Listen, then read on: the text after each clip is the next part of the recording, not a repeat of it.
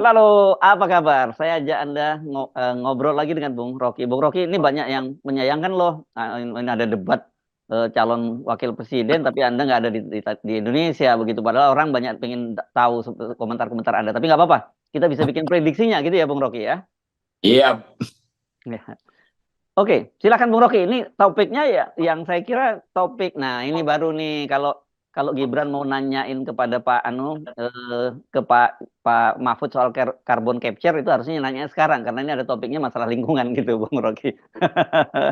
ini tema yang paling seksi sebenarnya ditunggu-tunggu justru oleh anak muda itu kan. Hmm. Tapi walaupun ini debat wakil presiden tentang isu lingkungan, tapi ini soal kebijakan presiden yang akan datang tuh. Jadi kebijakan Prabowo apa, kebijakan Ganjar apa tuh.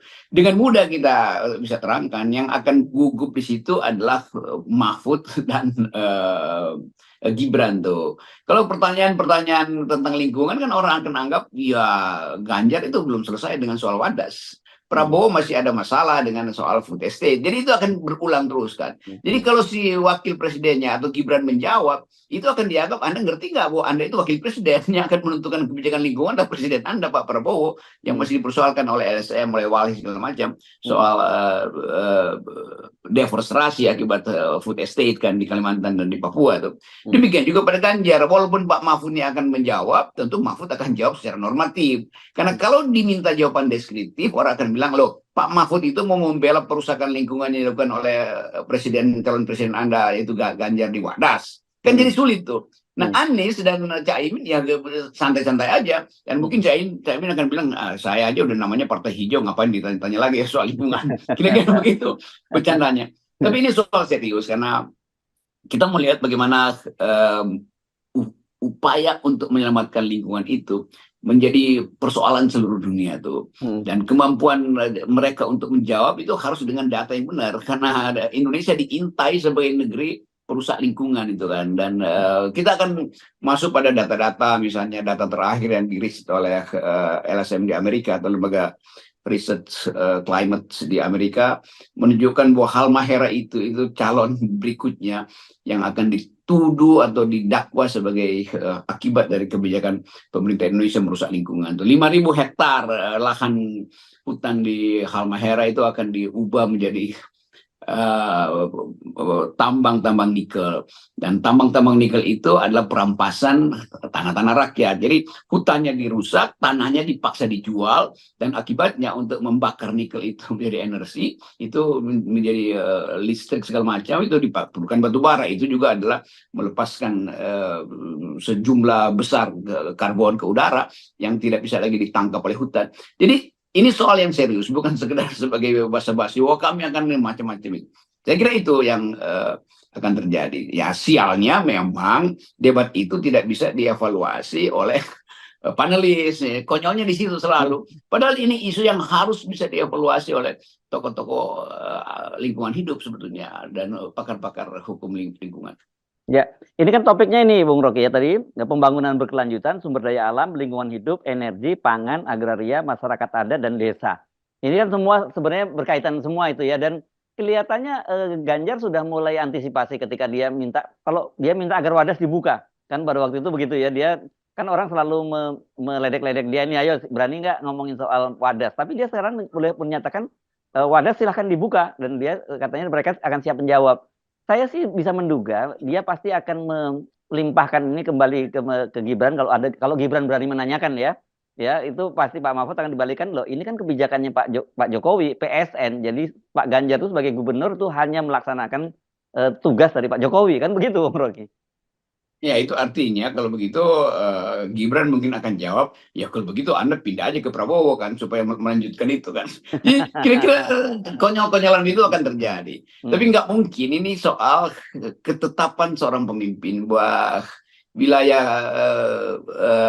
Gunung Kapur, Kendeng, dan Wadas itu adalah wilayahnya Ganjar di situ. Dan kalau Ganjar masih ngomong begitu, ya itu artinya Ganjar betul-betul petugas-petugasnya partai itu, karena orang akan limpahkan lagi, lo Anda kan PDIP itu, bukannya PDIP yang putuskan itu, dan Pak Hmm. Jokowi akan cuma ikut perintah pada waktu itu kan, untuk Hmm. kepentingan mungkin ada kepentingan investasi PDIP di situ tuh. Jadi potensi untuk perdebatan ini akan sangat bagus sebetulnya Hmm. kalau tidak diinterupsi nanti oleh kekonyolan-kekonyolan yang kita tunggu, misalnya jebakan-jebakan pertanyaan yang nggak ada gunanya lagi kan. Kan ini data yang dikenali oleh semua lembaga internasional dan pers Indonesia dulu bertahun-tahun mengulas soal itu. Tinggal kita lihat kemampuan dari Mahfud atau Ganjar sebetulnya, sebut aja dari pasangan 03 ini untuk mempertahankan diri karena dia melakukan kejahatan lingkungan. Tapi saya mesti sebut, Ganjar melakukan kejahatan lingkungan, Prabowo melakukan kejahatan lingkungan. Dua-duanya akan bilang, kalau itu Presiden Jokowi yang suruh kan, ya gampang betul dong minta pertanggungjawaban semacam itu kan. Kalau begitu minta pertanggungjawaban pada anaknya Presiden, itu Gibran. Jadi nanti Gibran itu akan dipojokkan. Ini semua kerjaan bapakmu tuh, kata Prabowo mungkin begitu dalam hati, kata Ganjar juga mungkin begitu, itu di luar hati mungkin dia akan ucapkan itu.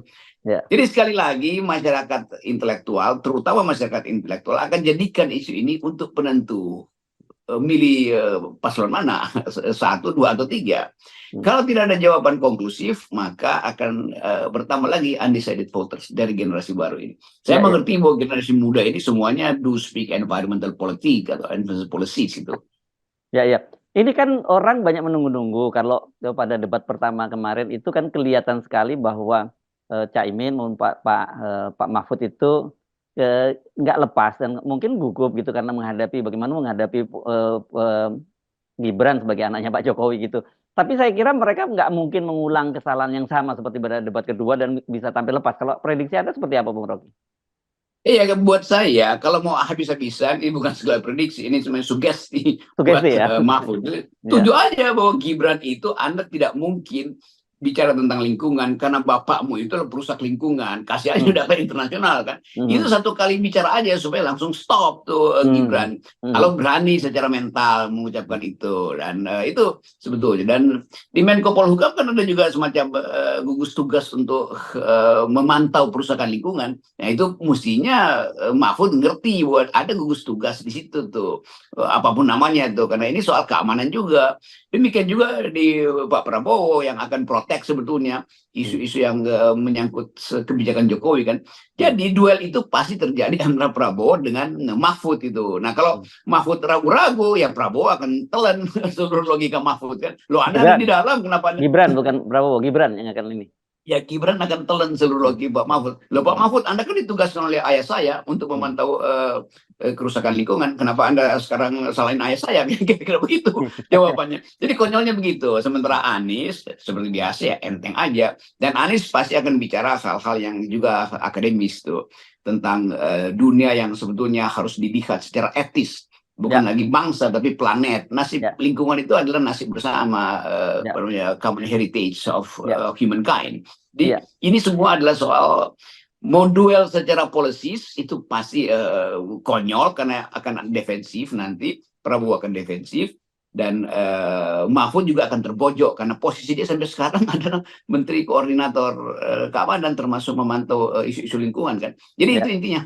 Ya, memang kan masalahnya nanti malam memang Anies dan Pak Prabowo juga akan hadir, begitu juga Ganjar akan hadir. Tapi kan akan tampil di panggung itu kan Caimin, Gibran dan Pak Mahfud gitu. Di pendukung 01 saya lihat Pak Caimin udah mulai diledek-ledekin itu oleh para pendukungnya sendiri gitu. Tapi ya seperti biasa ambil guyon-guyon gitu. Tapi saya kira mereka pasti memberi sugesti, jangan kayak kemarin dulu lagi dong tampil debatnya, harus lebih berani dong sekarang kan gitu kira-kira.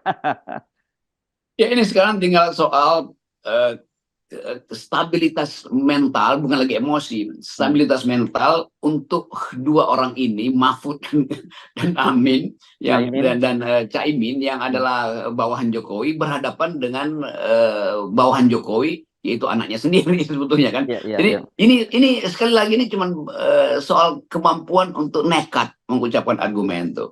Dan tentu Pak Jokowi udah kasih sinyal tuh, mau berani nggak kalian tuh, saya buka juga tuh ketidakpatuhan Mahfud misalnya atau ketidakpatuhan Caimin misalnya, karena dulunya kan menteri saya tuh, saya tahu tuh. Pasti tadi malam atau mungkin sekarang pun Gibran masih diberief oleh Pak Jokowi, gini loh menghajar Mahfud, gini loh menghajar Caimin, kira-kira itu tuh. Jadi mestinya Caimin dan Ganjar dan Pak Mahfud sudah membayangkan bahwa Gibran sudah diberief oleh Pak Jokowi. Pasti dia di brief tuh. Karena Jokowi tahu ini anak gue nih berhadapan dengan dua menteri gue nih. Terpaksa gue mesti kasih tahu di mana kelemahannya Mahfud, di mana kelemahannya Caimin. Jadi Pak Jokowi lagi coach Gibran hari ini, sehingga Pak Prabowo mesti angkat semacam calon wakil presiden ad interim.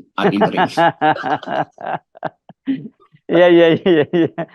Ini kan sebenarnya gini, Pak, kalau Anda tadi soal mental, saya kira kurang apa lagi Caimin dengan daya berani nyebrang menjadi calon wakil presidennya Anies saja, itu kan sebenarnya mental dia udah sangat kuat. Masa ngadepin Gibran juga dia nggak kuat lagi mentalnya, kan keterlaluan sekali itu Bung Rocky. Oh, itu gampang. Kalau saya Pak Jokowi, asumsikan saya Pak Jokowi, saya akan bilang, itu Gibran kasih tahu nanti Gibran diberitahu Pak Jokowi, Anies Caimin itu diusulkan juga oleh Nasdem, dan Nasdem masih ada masalah loh soal lingkungan. Jadi itu bisa juga tiba-tiba aja si Gibran bilang Caimin, Anda juga akan didorong oleh Nasdem, partai yang juga punya masalah dengan soal-soal lingkungan tuh. Ya karena itu Pak Surya Paloh mungkin yang mesti jawab. Kira-kira, jadi pasti dilatih Gibran untuk mengolok-olok sebetulnya. Kan cuma itu kan keahlian Gibran, dia mesti mampu mengolok-olok tuh. Sementara keahlian Caimin dia tanggung, dia mampu untuk bercanda, tetapi dia tetap ada batas tuh. Nah, kecuali nanti 2 jam sebelum debat Caimin tulis surat mengundurkan diri dari kabinet, demikian juga Pak Mahfud, itu akan jadi game changer loh. Jadi bagus betul misalnya kita dorong Pak Mahfud dan Caimin 2 jam sebelum debat konferensi pers dulu, kami sudah mundur dari kabinet karena itu kami tidak ada punya beban lagi untuk berdebat dengan calon wakil presiden yang adalah anak presiden. Itu mestinya tuh, ini kita kasih dorongan-dorongan aja nih. Ya, tapi kan kalau Caimin kan lumayan, PKB itu ada 2 menteri yang masih bertahan di kabinet. Kalau Pak Mahfud kan bawa diri sendiri gitu ya. Jadi diberatkan ada menteri desa yang kebetulan kakaknya sendiri dan juga menteri tenaga kerja gitu. Saya kira mungkin tidak semudah itu. Tapi gini Bung Rocky, kita bisa memastikan seperti juga kemarin bahwa debat ini tidak akan menjadi masalah substansi, yang terjadi mungkin malah sensasi saja seperti debat sebelumnya gitu. Betul, ini cuma soal sensasi itu. Karena kalau soal substansi itu ya udah, itu begitu dikeluarin datanya, itu sayangnya yang mestinya ada di moderator misalnya bisa tegur kan, walaupun dia nggak punya hak untuk mendebat, tapi menurut kami ada data ini loh Pak Gibran, ada data ini Pak Mahfud, ada data ini Pak Caimin, kan itu enak kan. Jadi itu yang kita ingin, supaya ada sedikit aja substansi keluar. Moderator mesti mempersiapkan semacam gimmick untuk membuka pembicaraan dengan data awal kan. Jadi moderator bukan cuma ngatur-ngatur jadi timekeeper, megang stopwatch, tapi dia juga mesti kasih sensasi pada publik itu. Sensasinya adalah dengan mengembalikan pembicaraan itu pada hal yang substansial kan, dasarnya begitu tuh. Jadi sekali lagi ini tontonan aja, dan orang akan lihat siapa yang akan KO. Nah, kadang-kadang yang KO itu justru yang substansial, tapi karena dia tanggung di atas panggung ya, maka yang sensasional yang menang. Iya. Saya kira bukan soal KO-nya, siapa yang bikin blunder dan nanti akan dibully sepanjang itu. Dan ya sekarang begitu intinya, orang menunggu siapa yang bikin blunder. Iya. Dan bulinya panjang, dan sempat juga Pak Prabowo marahnya juga panjang gitu gara-gara debat sebelumnya sampai sekarang ini. Kita bisa bayangkan Pak Prabowo pasti akan marah lagi tuh, karena Caimin atau mungkin Pak Mahfud yang mungkin lebih nekat untuk nyinggung-nyinggung soal food estate itu, karena itu kan wilayah yang seharusnya juga di bawah koordinasi Pak Mahfud kan. Jadi kalau misalnya food estate itu kan dianggap bagian dari strategi pertahanan tuh. Sementara Pak Mahfud adalah Menko-nya Pak Prabowo dalam bidang pertahanan itu kan. Jadi ini konyol sebetulnya nih. All the president men akhirnya tuh yang bertengkar di situ. Sementara Jokowi ya santai-santai aja sambil briefing Gibran. Ya. Yang sebenarnya banyak kita tunggu, kemarin kan kabarnya akan ada panen jagung ya sebelum debat dengan Gibran itu di food estate yang di Kalimantan Tengah. Tapi ternyata nggak jadi Bung Rocky, karena teman-teman Anda di lingkungan udah jauh-jauh hari udah gembar-gembor soal bahwa lo tadinya tanam singkong kok tiba-tiba berubah jadi jagung, dan jagungnya ditanam di polybag begitu. Ya itu yang sebetulnya konyol, karena orang ngerti lah itu data-data semacam itu, apalagi kalau diputar video-video yang dibuat oleh narasi, dibuat oleh siapa kemarin itu, Greenpeace, Walhi dan sebagainya, itu banyak. Greenpeace, Walhi dan apa nih, Dandi Dan Laksono Laksono, gitu. ya. Itu lalu batal semua kan. Jadi ini soal yang akan konyol. Orang sudah lama tahu tentang keadaan, tapi kalau tiga cawapres ini ngomong di panggung dengan cara yang lain, orang anggap ini berarti kalian bertiga juga nggak tahu faktanya kan di lapangan. Jadi tetap kita akan anggap bahwa ini isu penting yang akan dibicarakan oleh orang-orang yang nggak ngerti itu. Kenapa? Karena Mahfud akan ambil alih untuk membela kebijakan Ganjar di Kendeng dan di Wadas. Demikian juga Gibran akan meneruskan kekonyolan-kekonyolan itu dengan argumen-argumen yang kita nggak bisa duga apa argumennya tentang lingkungan, sementara seluruh dunia menganggap bahwa Jokowi atau Indonesia di bawah kepemimpinan Jokowi itu gagal untuk ikut di dalam perjanjian-perjanjian internasional dalam soal ketepatan lingkungan. Kan selama ini Jokowi tetap tidak menjalankan hasil-hasil dari Paris dan Glasgow terakhir kan, dan itu yang akan dipertengkarkan, mestinya dipertengkarkan di forum, dan Anies akan ambil isu itu untuk dihadapkan pada Gibran, dan pasti Gibran akan keteter kalau Anies yang kalau Caimin yang ngomong, asal Caimin benar-benar pelajari betul apa yang di-coachkan oleh Sudirman Said misalnya atau oleh Said Dido atau oleh Awalil segala macam, kan itu sebetulnya tim yang ngerti tentang lingkungan di kelompoknya. Amin. Oke, baik. Terima kasih. Kita tunggu ya, Bung Rocky, siapa yang bikin blunder dan kemudian siapa yang marah-marah sampai debat berikutnya lagi gitu ya. Itu yang enak tuh. Kita tunggu kekonyolan yang akan diulas oleh netizen dan siapa yang akan setelah keluar dari panggung mulai ngomel lagi. Ya, oke, baik. Terima kasih, Bung Rocky. Tetap nomor Yes. Yes, oke.